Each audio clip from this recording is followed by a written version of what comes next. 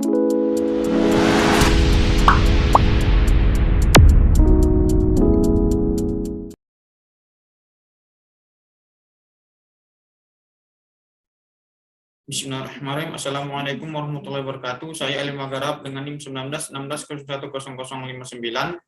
dari XAB mata kuliah ekonometrika dengan dosen Bu Anggi Putri Kurniadi.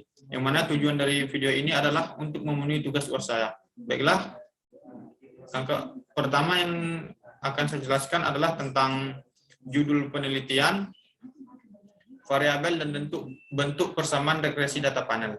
Yang mana judul penelitiannya adalah seorang peneliti menguji pengaruh pertumbuhan ekonomi, nilai tukar, inflasi, investasi asing langsung, dan jumlah uang beredar terhadap neraca transaksi berjalan pada kelompok negara lower middle income di ASEAN yang terdiri dari Indonesia, Filipina, Vietnam, Laos, Myanmar, dan Kamboja.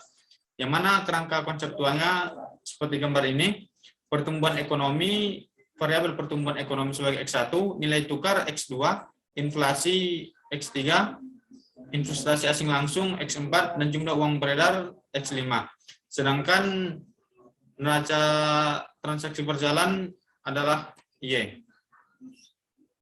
Variabel dependen atau terikatnya adalah neraca transaksi berjalan. Untuk variabel independen atau bebas, pertumbuhan ekonomi atau X1, nilai tukar atau X2, inflasi atau X3, investasi asing langsung atau X4, dan jumlah uang beredar atau X5.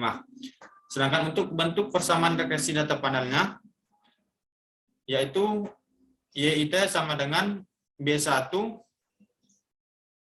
X1 IT ditambah B2 log X2 IT ditambah B3 X3 IT ditambah B4 X4 IT ditambah B5 X5 IT. Baiklah, kita masuk kepada teknik pengolahan data panel dengan menggunakan aplikasi eViews. Pertama, date regular frequency ganti dengan balance panel, start date diganti dengan 2003,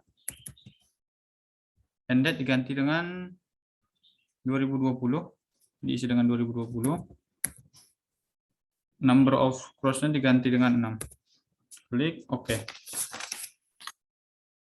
Setelah itu pilih quiz, pilih MPT group, kemudian kita tempelkan data yang telah kita salin dengan cara paste atau Ctrl V. Setelah itu klik tanda X, pilih yes, kemudian pilih quiz, pilih estimate equation, kemudian masukkan rumus Y, C, log,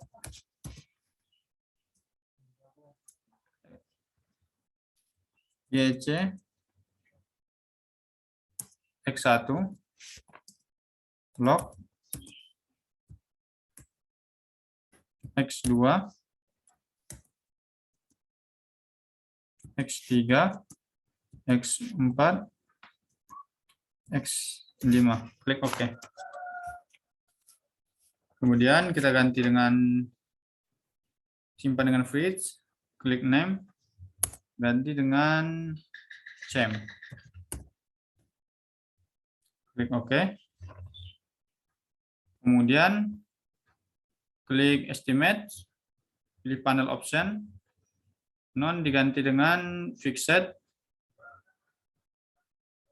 klik OK, dan untuk menyimpannya kita pilih freeze, pilih name, ganti dengan fem. Oke. Kemudian apakah kita memilih CEM atau fem? Kita melanjutkan yang namanya uji cow dengan cara klik view, pilih fixed atau random effect testing, kemudian redundant fixed effects. Ini merupakan uji cow, kita simpan terlebih dahulu, klik freeze, klik name, ubah dengan uji cow. Klik OK. Kemudian dapat dilihat propnya yaitu 0,2962. Berarti datanya cukup berarti data yang cukup di sini karena dia akhirnya memilih data CEM. Jika memilih data CEM, kita tidak akan melanjutkan kepada uji yang kedua, yaitu uji Hosman. Baiklah, kita kembali kepada data yang kita pilih untuk menginterpretasikan pengolahan data dari regresi data panel dengan cara klik approach, kemudian specify atau estimates, kemudian panel option, pilih ganti dengan non, karena non ini merupakan memang untuk data CEM. Kemudian klik OK. Baiklah, untuk pengolahan regresi data yang pertama yaitu koefisien. Yang kita butuhkan yaitu koefisien, prop, R-square, dan prop F statistiknya. Baiklah, kita masuk kepada yang koefisien terlebih dahulu, di mana angka konstanta dari 1,78, artinya apabila neraca transaksi berjalan dapat mempengaruhi X1 atau pertumbuhan ekonomi, X2 atau nilai tukar, X3 atau inflasi, X4 atau investasi asing langsung, dan X5 atau jumlah uang beredar sama dengan 0. Kemudian 0,48 artinya apabila nilai tukar meningkat sebesar 1%, maka nilai dari neraca transaksi berjalannya meningkat sebesar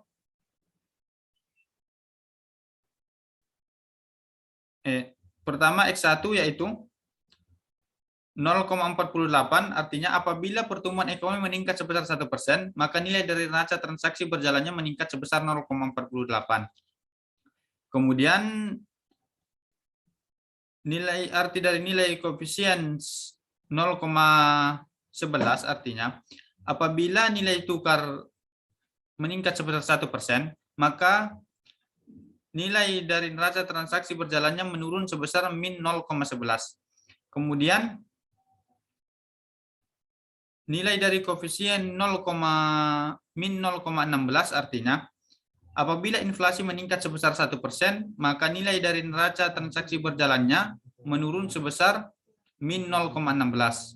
Kemudian arti dari nilai koefisien min 1,27 artinya apabila investasi asing langsung meningkat sebesar 1%, maka nilai dari neraca transaksinya nilai neraca transaksi berjalannya menurun sebesar min 1,27. Kemudian arti dari koefisien 0,06 artinya apabila jumlah uang beredar meningkat sebesar 1%, maka meningkat sebesar 1%, maka nilai dari transaksi berjalannya meningkat sebesar 0,01. Kemudian selanjutnya mengenai data R-square, yaitu apabila nilai angka 0,556731 dapat kita simpulkan di mana nilai R-square tersebut, di mana nilai koefisien determinan R-square yang didapatkan adalah sebesar 0,556731, yang artinya adalah variabel dependen yang terdiri dari pertumbuhan ekonomi, nilai tukar, inflasi, investasi asing langsung, dan jumlah uang beredar memiliki pengaruh dapat menjelaskan perubahan pada variabel dependen, yaitu pada variabel dependennya yaitu neraca transaksi berjalan pada 6 negara di ASEAN dalam mengikuti middle of law ini.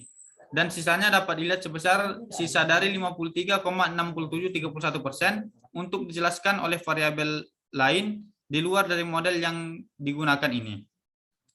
Dan selanjutnya kita lihat pada prop F statistiknya, di mana prop F statistiknya sebesar 0,00 berarti lebih kecil dari 0,05. Berarti dapat disimpulkan bahwa tingkat signifikasi dengan tingkat kepercayaan yang kita gunakan yaitu tingkat kepercayaan 95% atau yang kita kenal dengan 0,5%, sehingga 0,0-nya itu lebih kecil dari 0,05, yang artinya bahwa variabel independen yang terdiri dari pertumbuhan ekonomi, nilai tukar, inflasi, investasi asing langsung, dan jumlah uang beredar yaitu berpengaruh signifikan terhadap variabel dependen, yaitu neraca transaksi berjalan pada 6 negara di ASEAN. Selanjutnya kita identifikasi hasil uji parsialnya. Baiklah, hasil dari uji parsialnya kita ambil dari nilai prop itu, mulai dari 0,00031 sampai dengan X5 yaitu 0,00. Pertama kita identifikasi terlebih dahulu nilai prop dari X1-nya, yaitu dari variabel pertumbuhan ekonomi yang mempunyai nilai probabilitas 0,0031 yang artinya kecil dari 0,05, yang artinya bahwa pertumbuhan ekonomi mempunyai pengaruh yang signifikan terhadap neraca transaksi berjalan pada 6 negara di ASEAN. Selanjutnya, nilai dari variabel yang di sini digambarkan log X2, yaitu nilainya sebesar 0,35, besar dari 0,5, artinya dapat disimpulkan bahwa nilai tukar tidak mempunyai pengaruh yang signifikan terhadap neraca transaksi berjalan. Selanjutnya nilai dari variabel X3 yaitu 0,08 yang artinya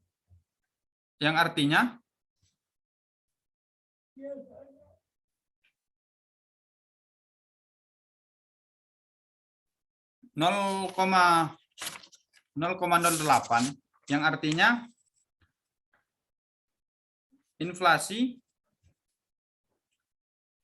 yang artinya 0,08 ini lebih kecil dari 0,05, yang artinya dapat disimpulkan bahwa inflasi memiliki pengaruh yang signifikan terhadap neraca transaksi berjalan. Kemudian yang pada variabel X4-nya 0,00, yang mana lebih kecil daripada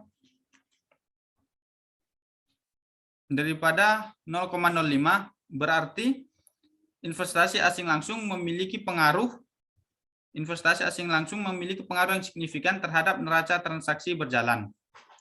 Kemudian pada variabel X5 0,00 yang mana lebih kecil dari 0,5, yang artinya memiliki pengaruh yang signifikan terhadap neraca transaksi berjalan.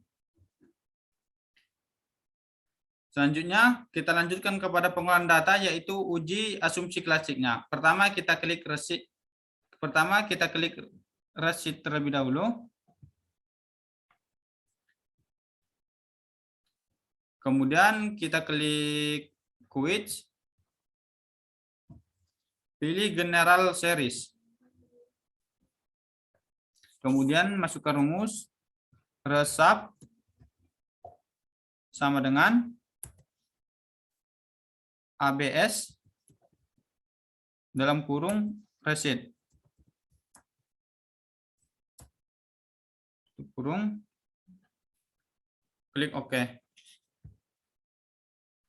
Ini hasilnya kita buka.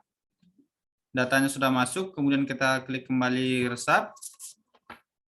Pilih quiz, pilih estimate equation. Kemudian klik resap, ketik resap C X1 log X2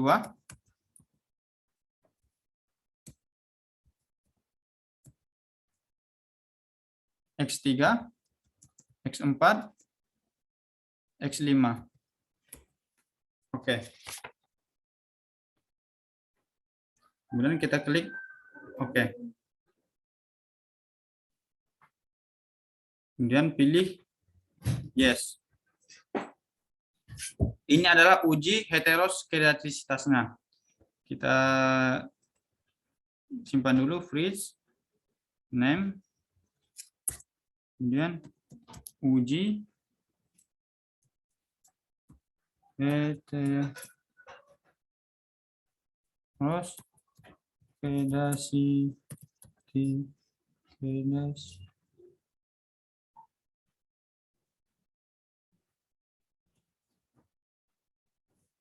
heteroskedasitasnya. Klik OK.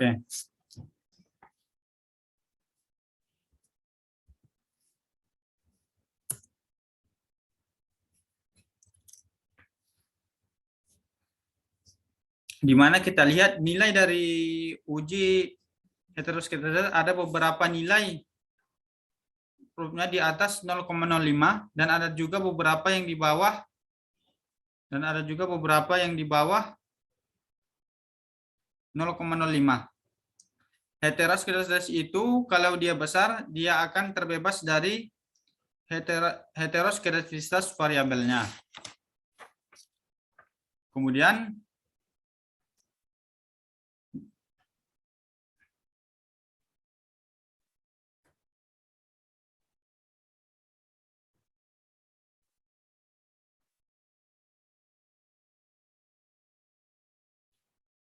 di sini merupakan ada 4 variabel yang terbebas dari heteroskedasitas, yaitu ada variabel pertumbuhan ekonomi, nilai tukar,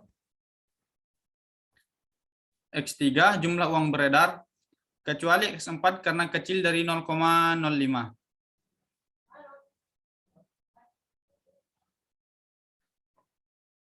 Selanjutnya, kita lanjut pada uji multikolonialitasnya. Kita klik quiz, grup statistik, pilih correlation. Kita masukkan semua variabelnya yaitu X1, X2, X3, X4, X5. Klik OK. Nah, karena posisinya berada di bawah 0,8, berarti dapat kita simpulkan seluruh variabelnya terbebas dari uji multikolonialitasnya. Demikianlah materi yang dapat saya sampaikan. Saya akhiri dengan wassalamualaikum warahmatullahi wabarakatuh.